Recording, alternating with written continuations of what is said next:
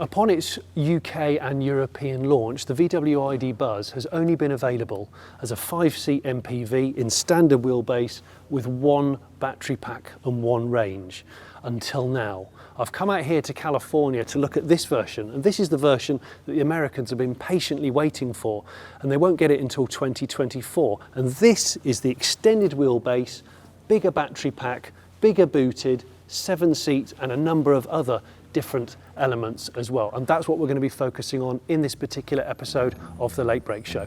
I'm Jonny Smith, and this episode is proudly supported by blackcircles.com, Britain's largest online tyre retailer.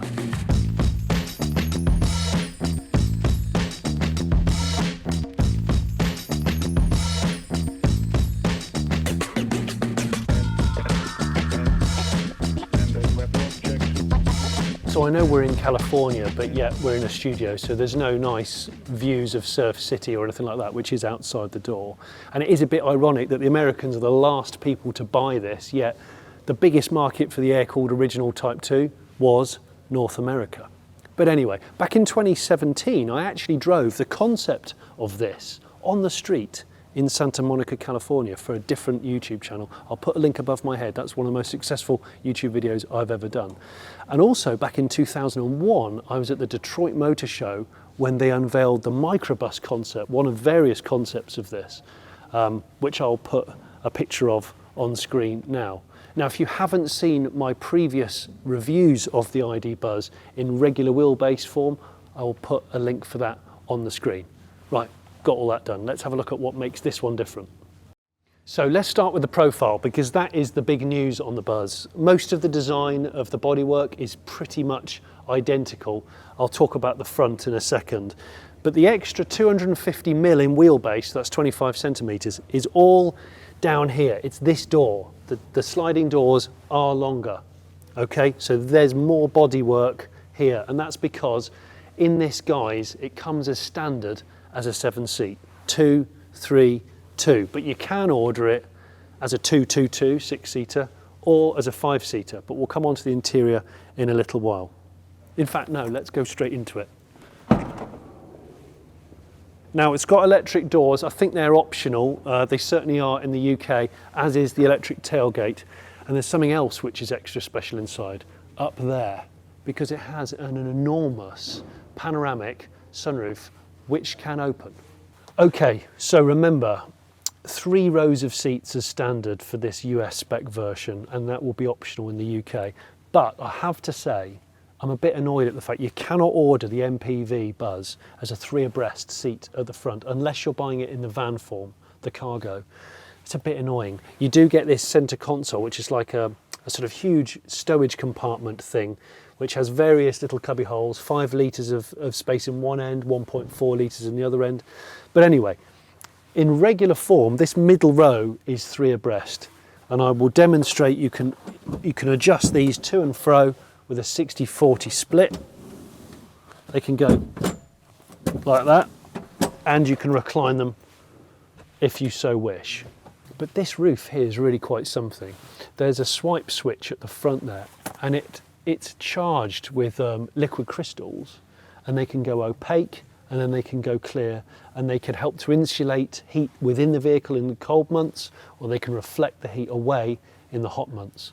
That's really cool. First saw that in the Rolls-Royce Phantom, I think, years ago now, and that technology is trickling down. That sunroof is massive, 1.7 by just over 1 metre of glass, but it also adds 30mm of headroom in the back of the Buzz, which is really useful. It's worth mentioning that if you order this as a 6-seater, this middle row are 2 individual fully operational seats with armrests like the ones at the front. The 2 outers have got Isofix, both the rear seats have got Isofix, and the passenger seats got Isofix, so that's 5 lots of Isofix anchorage points in total. Let's have a look in the back. So the seating back here is really, really crucial for the American market. 7 seats as standard. I forgot to say the front seats come with air-conditioned cooled seats as standard for the US market, but that'll be an option in the UK and Europe, I think. So again, you've got a level of adjustment of these 2 rear seats. There's a forward and a back there, they're individual, look. And I can pull this loop and I can adjust the backrest a bit further back like that. And these headrests can go all the way down out the way, because obviously you can have these flat. You can actually remove these if you want to as well. I love these new hubcaps on the Buzz. I think they look better than all the alloy wheel options personally. Now these are 20s, 235 50/20 Continental tyres. When it comes to needing new tyres for your car, head to the Black Circles website. Head to the Black Circles website, enter your vehicle registration number and your postcode, and then you'll find the most suitable tyres for your car and your budget. There are thousands of reviews of different tyres from real customers to help you choose the best tyres for your car. And with the Black Circles Click and Fit service, with over 2,000 tyre fitting partners, there will be a garage or a mobile tyre fitter conveniently located near you. Right, back of the Buzz. Same as the 5-seat Buzz, no difference visually. But things get interesting in here.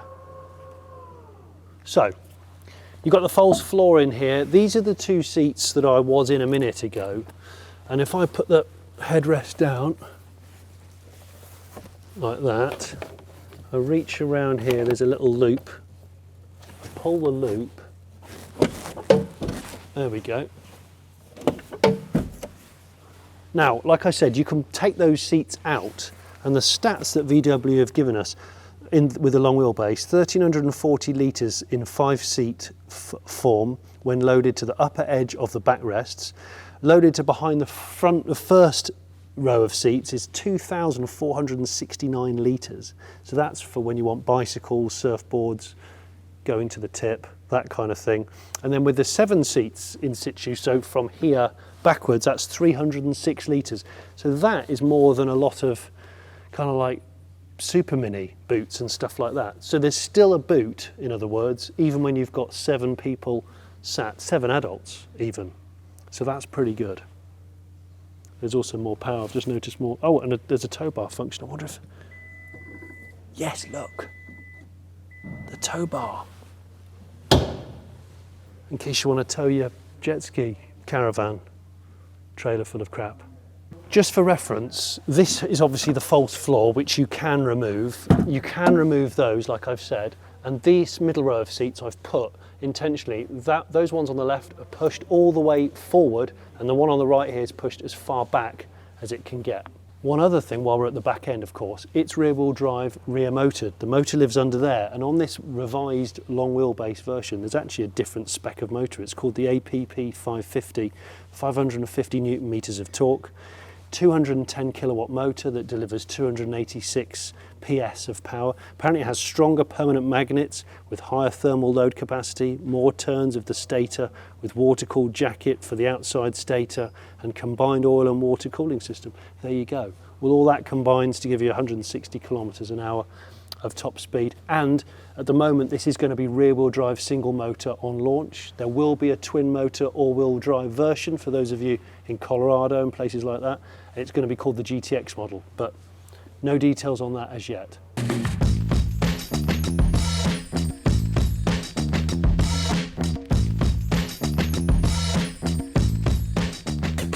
So, as I said, the US version gets air-conditioned seat coolers as standard up front here. It also gets a HUD display, head-up display, which is really useful on so many cars, and I think that's an option for European markets.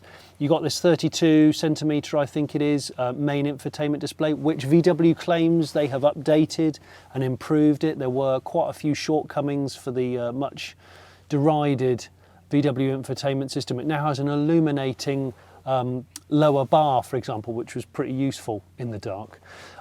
They call it the ID software 5.0 update. And apparently that means more intuitive, simpler, revamped graphics. I can't demonstrate it too well on this particular car because it's for a Golf, but needless to say, it incorporates this little 13 or 12 centimetre display on top of the dash here. This is all stuff that's familiar because it's the same as the regular wheelbase version. And that thing there, by the way, that I referenced earlier, that's called, lift those up, that's called the Buzz box, apparently. So yeah, there's loads of different configurations inside here with cup holders, wireless display, wireless charging, all that jazz. And it's a flat floor car, of course.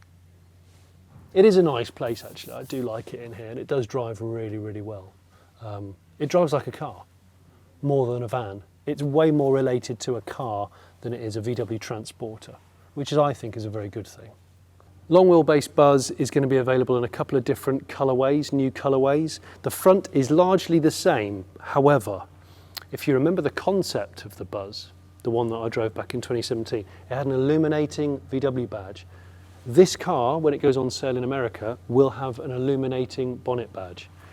This particular one isn't working, so we can do this, and you'll see another one that is working. Apart from that, it's the same as the Buzz face that we've seen before, and there aren't any firm charging stats apart from the fact this charges up to 170 kilowatts rapid DC, and it has an onboard 11 kilowatt AC charging system. Oh, and you can park it with your phone as part of this new technology, so if you're into parking cars with phones, it's there. It's a bit ironic that you can't use a phone in your hand while you're driving, but you can drive a car with a phone. Come to think of it, that pano roof is a hark back to the 21 and 23 window Sambas, if you remember those in the old air-cooled Type 2s. And I think that really brightens the interior. It's good, it's a good feature.